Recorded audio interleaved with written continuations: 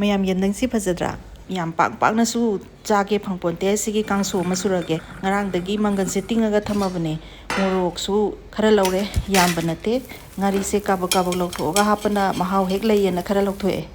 sanaba yeng khara laure aduga nga sisu mati ma hapsallage mahao leba helidana ko makusi phajana mantho hapsalle side tang aktang thamgisi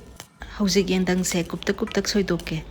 kuping gai saban nungaena khara kupna soire aduga magi makhok kumbase su loi nawe si hundokum se mako gumba lokthokpa yaba adagi khetokpa yaba khetoga pikna soiraga haptoine tangna phangba pochidi manghanbaga yaponte loi hapjandoine soibasi loirabani na makha tarakpada ising da tingjalaga thamge minute 10 kun tingbagi wani marak sida yongchak se keto orage phutpadadi haparoige makak sarap kakthalaga loirapado oina totsalage yendang asoiba tingkiba ising sidi murap tawi khoina khamenga tingurakanda machu murap tawbodo adumakni isingdagi lawkhalaba matung pressure cooker da ising khara hapaga amuk thangatle khoina ngasai lawkhiba morok ngari ngagi tengkoto adu khunjale aduga pressure cooker se makhum khumaba matungda ahum laktang kamse ngari ngai sida mangal si sungok thoorage mangan se tengkot amagi sangda lawre kangna hekta ngawbasidi khoina loirakpada pukang kangaga yam kalle sabada nungaite aduna ising se tengkon masagumba ma hapsalle aduga makhum khumjallaga ngaktang ngause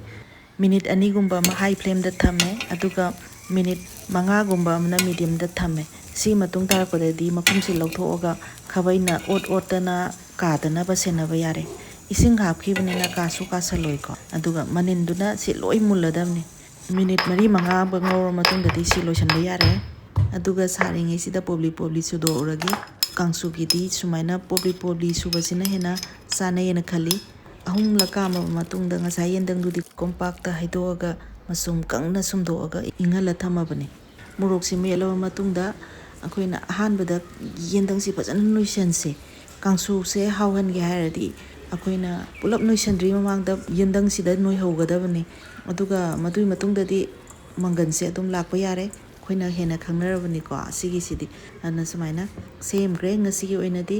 aduga maroi chaisalle yongchak sisu chaisalle kabak tang nuisange si matungdadi toning kho kumba maroi se khara chaisallaga nomagi haw taba isorna tamba hanagi agi leiriba mathel garsiga saluk se semgala age ngasi se rau macha thongbane kg da 4-5 chanbadune atawba amasu yaure ngasi yendang kangsu se yam thawayawna sujakibne yam kuirebai matungda inempokna kaithenda yawramena leibirakpane sembudi semkhrebu hegyengbada hawni hawroi haibidudi mayamgi motta leire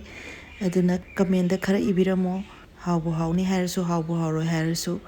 mayam ngasi onadi matang sida loisinjarage mathang amu hawa mathel ama puraga laksarage thanks bye